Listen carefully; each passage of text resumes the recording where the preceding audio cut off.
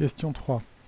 Euh, on me demande pour θ qui est compris entre θ1 et pi moins θ1 de tracer la puissance mécanique fournie par la machine en fonction de θ et en déduire les modes de fonctionnement possibles. Alors je vous ai les représentés ici, je vous ai mis θ1 qui vaut pi sur 6 et θ2 qui vaut pi moins θ1. Donc ça fait ici 30 degrés et 150 ici. La verticale, et on est dans les cadrans de fonctionnement qui sont ici, c'est-à-dire que de 0 jusqu'à pi sur 2, on est dans le cadran 1, parce que la machine va fournir un couple moteur du même signe que la vitesse de rotation. Par contre, à partir de la verticale, le couple moteur va s'inverser, le couple de la charge va s'inverser et changer de signe pour passer négatif et va entraîner en fait la charge ici. Du coup, on a besoin de freiner la machine et on va se trouver dans une phase dite génératrice où on va se trouver dans le cadran Q2. Donc c'est ça qu'on va visualiser ici.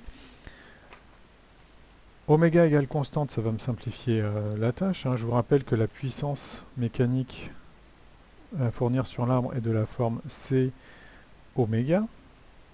Oméga égale constante, donc c'est facile. Et le couple C, c'est le couple lié à la charge. Et donc on avait vu que CC est égal à C0 cos θ. De par l'hypothèse, on suppose que quand θ est inférieur à θ1, le couple reste constant. Mais de toute façon, ce n'est pas un problème puisqu'on ne nous le demande pas ici. On doit travailler uniquement entre θ1 et pi moins θ1. Donc je fais ici mon graphique. Ici j'ai θ. Là, je vais avoir θ1. Ici, je vais me mettre pi sur 2. Ici, je me mets à pi moins θ1. Et donc, j'aurai ici pi qui est ici. Donc, faisons notre graphique ici. Alors, quelle est la valeur du couple qui est là?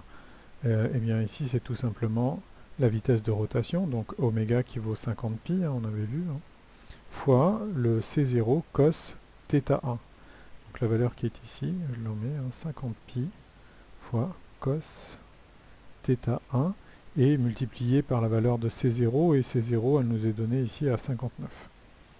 Donc quand vous faites l'application numérique, vous devez trouver que tout ceci, ça vaut 8026 watts.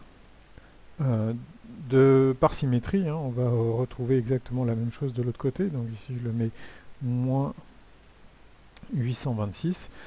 La vitesse rendue à θ2 vaut toujours 50 pi, mais le couple a changé. Le cos θ est passé de l'autre côté, donc c'est devenu négatif. Et donc ça nous fait moins 8826. Quand je suis à pi sur 2, le couple de la charge devient nul. On passe directement par l'axe de rotation, donc le moment du poids est nul, puisqu'en fait le couple qu'on a ici, c'est ni plus ni moins le moment du poids ramené au centre de rotation du bras.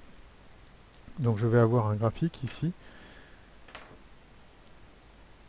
qui évolue en cos θ, donc ici je le mets en pointillé parce que ça ne nous intéresse pas, jusqu'à la valeur symétrique ici. Donc je vais essayer de faire un graphique à la main qui est symétrique. Hop. Et ici je continuerai en pointillé jusqu'à la valeur de pi. Et la partie qui nous intéresse, c'est celle-là. Donc rappelez-vous, ici la puissance à fournir est positive, je vais me trouver dans le cadran Q1, et ici la puissance est négative, c'est-à-dire que ma machine va être en génératrice. Petit rappel sur les cadrans de fonctionnement, ici on a le oméga, ici on a le couple de la machine, vous avez ici Q1, Q2, Q3, Q4. Dans les deux cadrans qui sont ici, Q1 et Q3, la machine est motrice, on veut dire que elle fournit de l'énergie au système. alors que dans le Q2 et le Q3, le moteur va renvoyer de l'énergie à la source. Donc on dit ici générateur, Q2 et Q4 générateur, Q1 et Q3 moteur. Donc voilà pour cette question. Donc en déduire les modes de fonctionnement possibles, hein, donc on va avoir un mode moteur et un mode générateur. Et maintenant on nous demande quelle propriété doit avoir le convertisseur de puissance associé à cette machine. Eh bien, le sens de rotation ne change pas. Donc je suis toujours dans le oméga positif. Par contre, le couple va changer de sens. Ça veut dire que le courant dans le hacheur est capable de changer de direction. Et donc il me faut un hacheur ici qui va être réversible en courant. Donc ça c'est pour la question 4. Donc question 4, Q4, un hacheur réversible en courant. Et je réponds à cette question parce que je vois les cadrans de fonctionnement. Donc ici je vois que la vitesse n'a pas changé de sens, donc je n'ai pas besoin d'inverser la tension.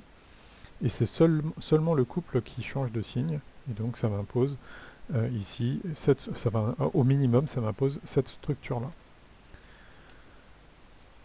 Donc voilà pour cette partie. Il nous reste à traiter la question 5. Donc toujours sur le moteur. Donc là en fait on cherche à définir un couple équivalent quadratique appliqué à la machine sur l'arbre moteur comme étant la moyenne quadratique du couple moteur. Alors c'est des choses qu'on fait souvent. Donc ça se traduit par ici un petit peu de calcul, mais on nous donne la définition et donc on n'a plus qu'à l'appliquer. Allez, passons avec un peu de couleur verte. Donc ici, qu'est-ce que j'ai? J'ai, par définition, c'est équivalent qui est égal à 2 sur pi, l'intégrale de 0 à pi sur 2 de cm au carré de θ dθ. Et cm, il vaut une valeur constante entre 0 et θ1, et après il varie en cos θ. Donc ça me donne quoi ici? C'est équivalent au carré, 2 sur pi. Là je mets des accolades et je vais travailler entre 0 et θ1. Et là je vais avoir un couple qui vaut la valeur constante de 50... pas de 59, de...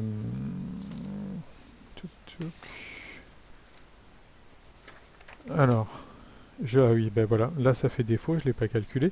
Donc en fait, on a ce terme-là, qu'on avait vu à la question 1, plus celui-là multiplié par j. Donc en fait, le couple que je vais devoir intégrer dans la première partie, entre 0 et θ1, qui correspond à la phase 1, c'est cette valeur-là. Et donc j'en fais l'appli, c'est 0,1 fois 50 pi, plus la valeur ici qui est constante, c'était 59. Donc quand je fais ce calcul-là, eh bien ça fait 5pi plus 59. Et je crois qu'en appli numérique, on doit trouver quelque chose proche de 75. C'est de l'ordre de 74,7, ce sont des newton-mètres. Donc ici je vais avoir un 74,7 au carré, plus l'intégrale, donc c'est une valeur constante, que je peux sortir de mon intégrale, pardon. Et ici je vais avoir un dθ, et ici de θ1 à pi sur 2, et bien là je vais avoir du C0 cos θ, alors C0 carré cos θ carré dθ. Donc ici je vais devoir linéariser le couple, le cos θ. Donc cos carré θ, c'est égal à 1 plus cos de θ sur 2. Et puis maintenant il n'y a plus que du calcul à faire. Donc le C équivalent 2 sur pi 74 0,5 au carré. L'intégrale de dθ, ben, en fait, c'est θ, hein, et donc entre 0 et θ1, ça me fait pi sur 6, hein, puisqu'on avait vu que θ était égal à pi sur 6, donc je le mets directement, hein, pi sur 6, plus l'intégrale, donc je vais encore séparer en deux, de dθ sur 2, entre θ1 et pi sur 2, plus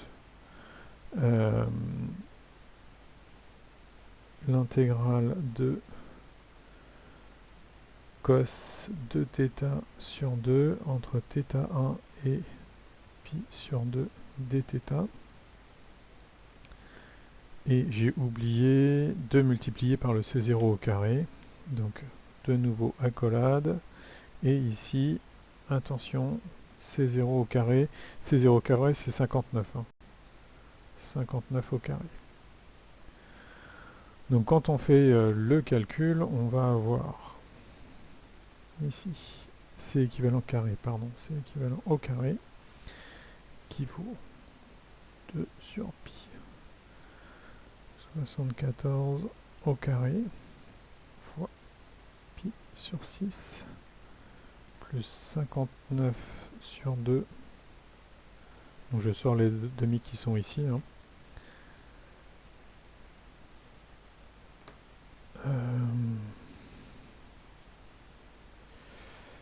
Et là je vais avoir donc du pi sur 2 moins du pi sur 6.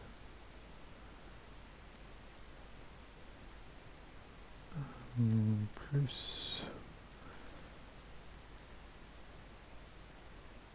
ici sinus de 2θ sur 2 à prendre entre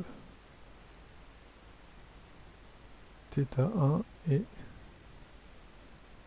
pi sur 2. Donc quand vous faites l'appli numérique, vous devez trouver que C équivalent au carré environ égal à 2540 et donc le C équivalent qui est égal à 50,4 Nm.